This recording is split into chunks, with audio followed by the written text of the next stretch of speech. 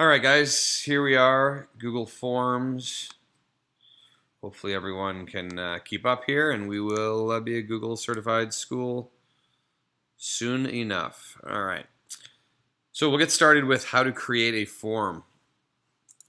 Starting with the simplest of things. Google.ca, main screen right here.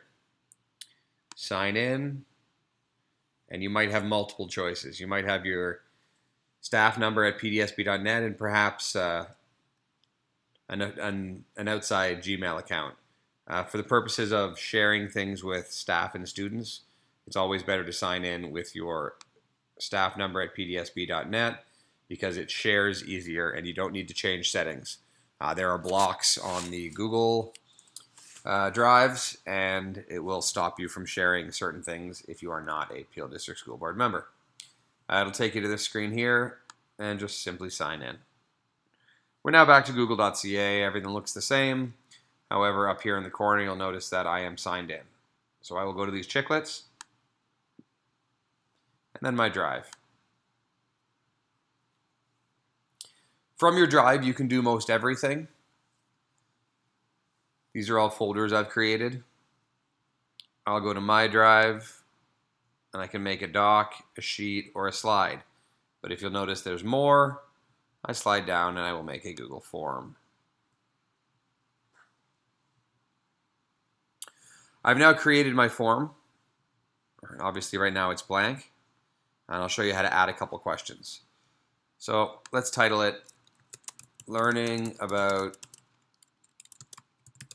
Google Forms. All right. If you need to give a description, you're welcome to do that.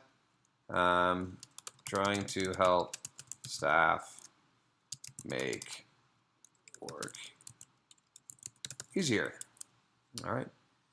I've got my Learning About Google Forms here. If that is the title I want to keep for when I save it, I just touch here, one click, and the name will appear. All right.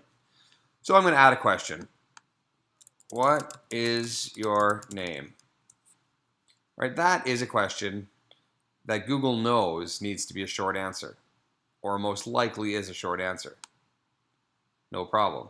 I always want to make that question, what is your name, a required question, because we definitely want that information. To add a second question, I would go to plus. Simply add a question. This question might be a drop-down menu. What class are you in? I could allow it to be a short answer, but if the student is in 601, they might type 601 as an answer. They might type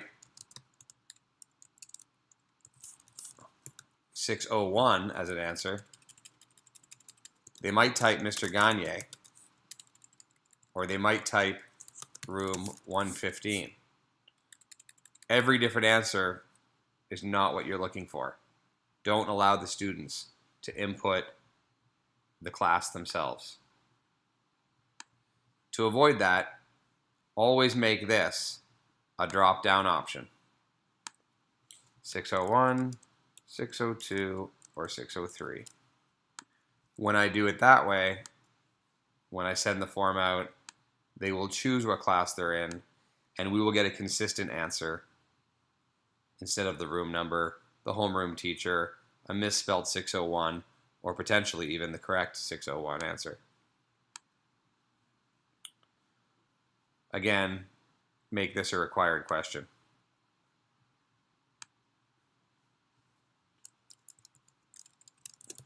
What color is my dog?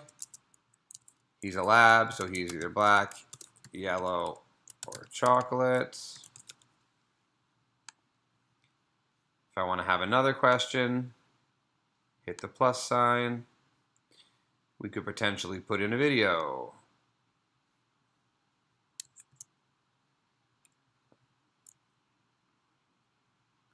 All you do is put the URL for YouTube in there. Let's go find a video.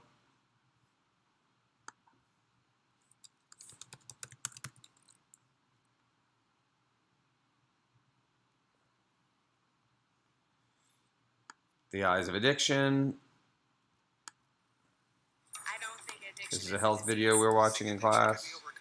You have choices, and you can choose to stop. And if I want to add a video, I go down here, select video, enter the URL, add the video. Potentially, I want to have a question about that video.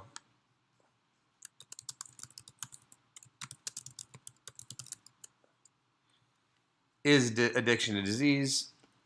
It knows that that is a yes or no question potentially, so we will add all three, yes, no, maybe. Again, that's a required question.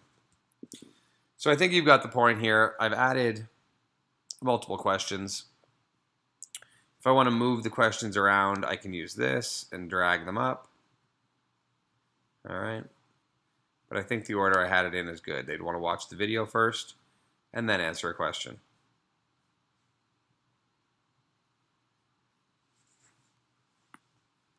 If I want to see what my form will look like when it's sent to someone, click Preview. This is what the form will look like. What is my name? Neil. My class is 601.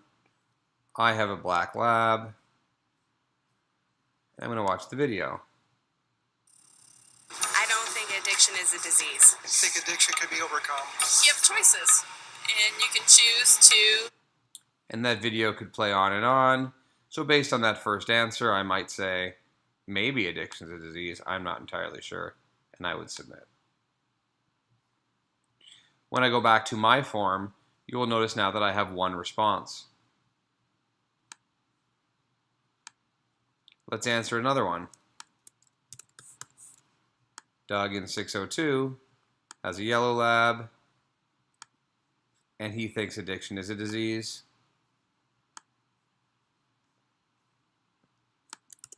Sarah in 603 has a chocolate lab and does not think addiction is a disease.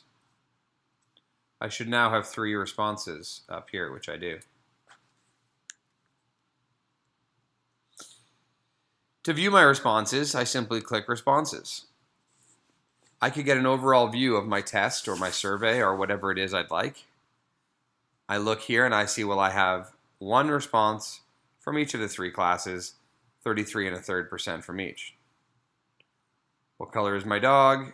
I have one answer from each. And I have one answer, one yes, one no, one maybe.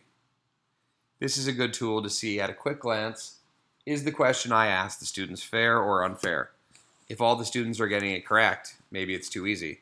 If they're all getting it wrong, maybe I didn't do my job as a teacher. If 60-70% of the kids are getting it right, maybe it's a perfect question. That's up to you guys. Now this information can be viewed as a summary, which I've just showed you, or individually. I can look at Neil's response. I could look at Doug's response, or I could see Sarah's response. If I want to look at them collectively, I have a choice. I can select a just response destination, calling it what I want.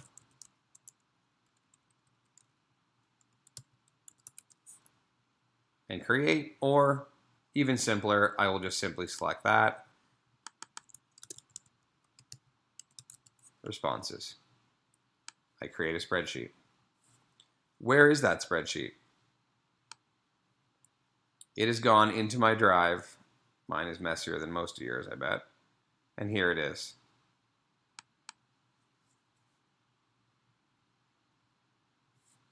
I now have a spreadsheet with all of the answers. If I want to grade this exam, this test, there's something called Flubaroo you can use to grade it. It is an add-on in Google. So you go to Add-ons. You would need to go to Get Add-ons, but I've already done that. So I can go directly to Flubaroo. And I can enable Flubaroo in this sheet. It's working down here, and Fluebrew is now enabled. I have access to this sheet.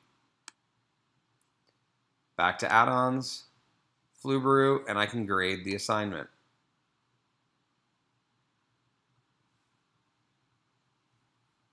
The only person that answered, so questions. So what is your name? That simply identifies the student. What class are you in? That simply identifies the student. You wouldn't use that for assessment.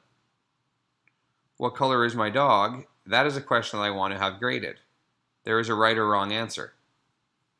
Is addiction a disease? Has a right or wrong answer. I would have it normal grading.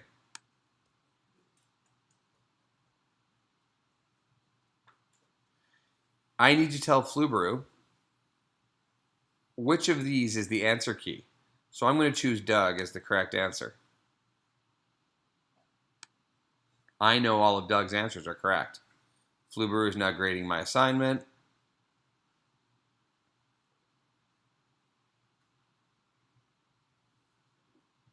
And the grading is complete. That's about the speed it takes to do 100, 200, 300 responses. On my test, I had 3 possible questions. My average score was 1 out of 3. These people each got 33%. The reason that they are shown in red is because they are below 60%. If they were above 60%, these would be in black. Nobody got my dog is, what color is my dog correct? And nobody got his addiction to disease correct.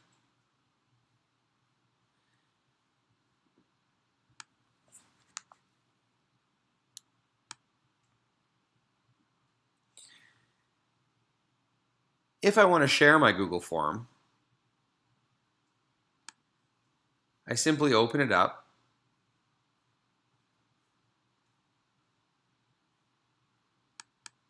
Learning about Google. And I go to send. I can share it in multiple different ways. I could send it via email. I could create a link or URL. Clicking that button makes it shorter. And I can copy it. I could copy it here as well. You'll notice now it is copied to my clipboard. If I want to share this test with students, with friends, with staff, I can go to my email.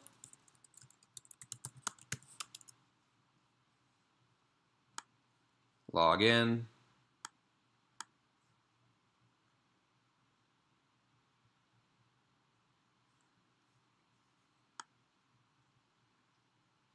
And paste the URL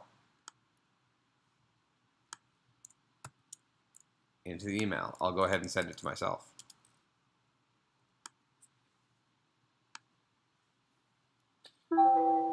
I've received the email.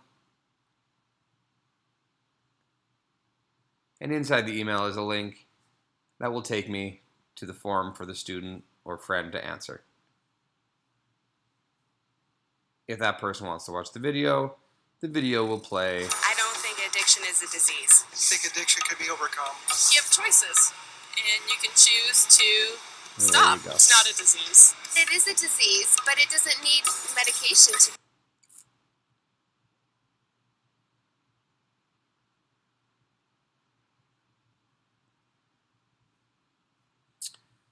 I think I've touched on all the points that are required here.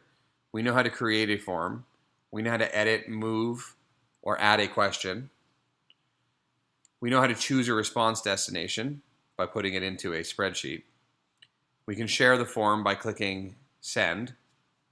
You can view responses either individually or collectively. You can use the form for feedback. We know how to use Fluebrew now when we grade an item. We know how to collect data by asking the right questions. And we know how to embed a video in Google Forms. Hopefully that video is helpful for you. If you have any questions before the Thursday, March the 9th session, feel free to ask me. You can email me or just come see me in my office. Thanks very much, guys.